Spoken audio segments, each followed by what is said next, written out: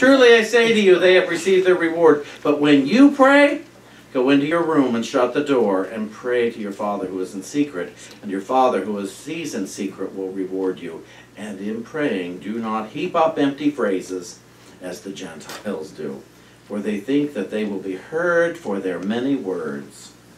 Do not be like them, for your Father knows what you need before you ask. Okay, so let's interpret a few things here. Father. Let's think parenting thought when we think Father, so that we get a person that is doing something or listening to something out of the way here. When you read your Bible and you see Father, think of parenting thought. Because otherwise you have an old man.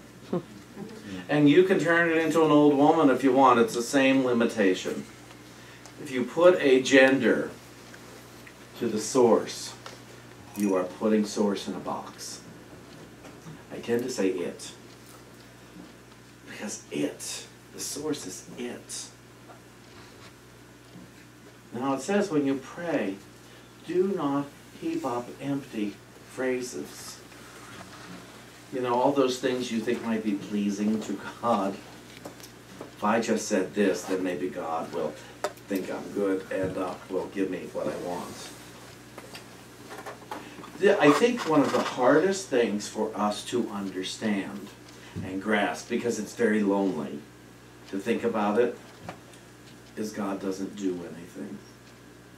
Many of us have been told our whole lives, pray and God will do this for you. You know, ask and God will do this. It actually says ask and receive. God, anything God could do, God has already done. God is a consciousness. And prayer is conscious communion with God or Source. A conscious communion. We don't give ourselves enough credit for the power that we all possess. To pray, conscious communion, to give yourself credit for the power that is within you. Anything you think God is or has, you have, and you is. God and I, rather than saying God and I are one, we really should say God and I is one. My teachers taught me that early on. Because it's not two of us, it's one. And so, the point of the Jesus Christ message, when it says go into your room, go into your inner room, your private chamber,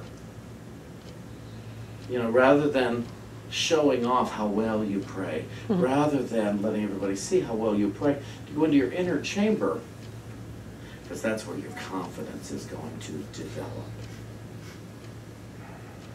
And anybody here want confidence in their good? Do anybody here want confidence in their power to manifest? Yes. Mike raised his hand before I even said what it was. Yes, I want it, yes! Confidence in my good. Confidence in my ability to heal. Confidence in my ability to prosper. Confidence in my ability to live harmoniously. Confidence to hear. We all hear the truth. We hear it all the time. No, that can't be it. Or we ignore it because somebody else didn't say it. You know, because Wayne Dyer didn't say it. Because Emma Fox didn't say it. It's being said through you. Not even being said to you, even though it feels like it. But where's it coming from? Do you think somebody out in the sky is shooting an arrow down into your mind so you can think? No. It's God is knowledge itself. And therefore I know.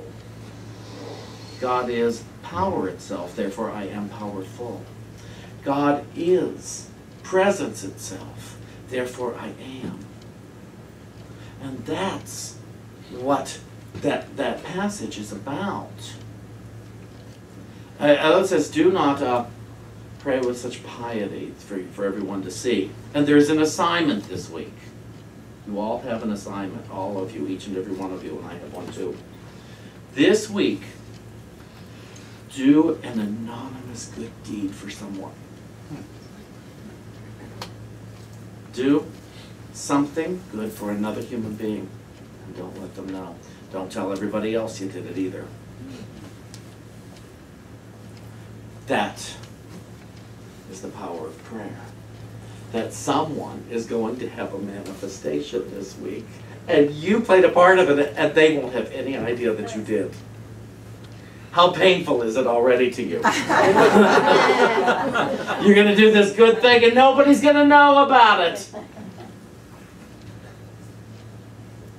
Some people think, I can't do anything for another human being. I don't have anybody to do anything nice for. You don't know. Trust me, the assignment has been made. It will be revealed to you. It could be in the grocery store. It could be at the gas station. It could be on the highway. It could be in your own home. Oh, I'm not doing anything good there. But I'm going to do an anonymous good deed this week. I promise you, the reward will be so wonderful. And you may not get instant gratification, but in the long run, you're going to start to become confident that, oh, wonderful things are happening in the world because I'm participating. Wonderful things must be taking place for me because I can't be separate from what's happening. In this chapter, the 6th chapter of Matthew, just after the passage I read comes the Lord's Prayer, which is our Father, says, Our Father, which art in heaven, hallowed be thy name. Thy kingdom come, thy will, it says be done, but it actually is done. And Fillmore taught me personally, because I was there, Charles Fillmore says that in earth as it is in heaven. In earth is the body. Earth is my life experience. Heaven is my spiritual consciousness. In earth as it is in heaven. It says, forgive us our debts or trespasses as we forgive those. Meaning it happens all at the same time. How would be, what's the rest? What's the rest of it? Thy kingdom come, thy will be done. Thy kingdom come, thy will is done. In earth as is in heaven. So to pay attention to that and realize that's not asking God for something. It's not looking out there for it. That's a series of affirmations. It's an acknowledgement that old-timey writers wrote to. They still, remember, people needed an image of something outside of themselves. People still need that image of something outside of themselves doing something for them. Some of us in this room still need an image of something outside of ourselves that loves us and is going to help us. I get it. But I really encourage you, if you want to be a master manifester, to come to terms with the fact that you are the good that you seek. And that good resides in every cell, every tissue, every fiber of your being. And you have the power to use it any way that you see fit. We're manifesting all the time. Every moment of every second of every hour of every day, we are manifesting. Anybody here have a body? Yep. Anybody here have clothing on? Anybody here make it here today? Mm-hmm. Anybody here have food available for them to eat? Anybody here have stuff? Stuff you like and stuff that you don't like. There we go. You manifested both. Neither was a coincidence. Neither thing. What'd you say? It's just like moaning. Anybody here manifest guilt?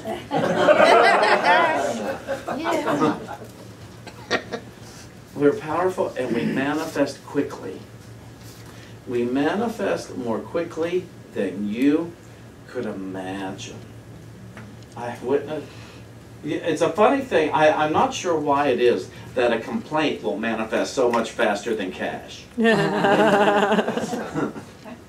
But it does.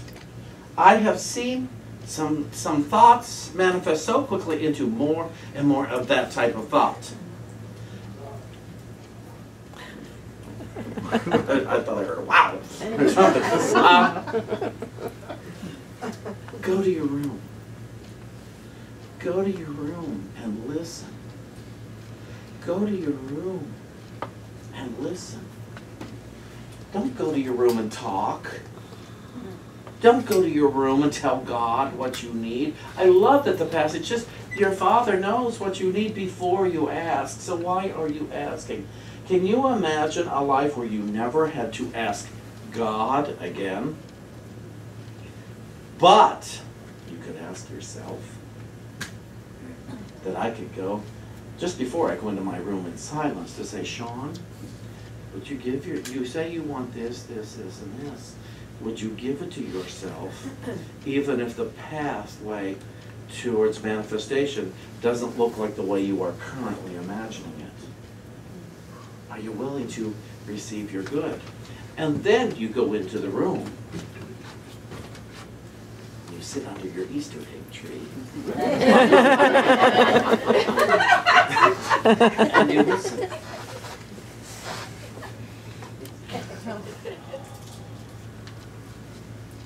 And of course you're going to think during that time.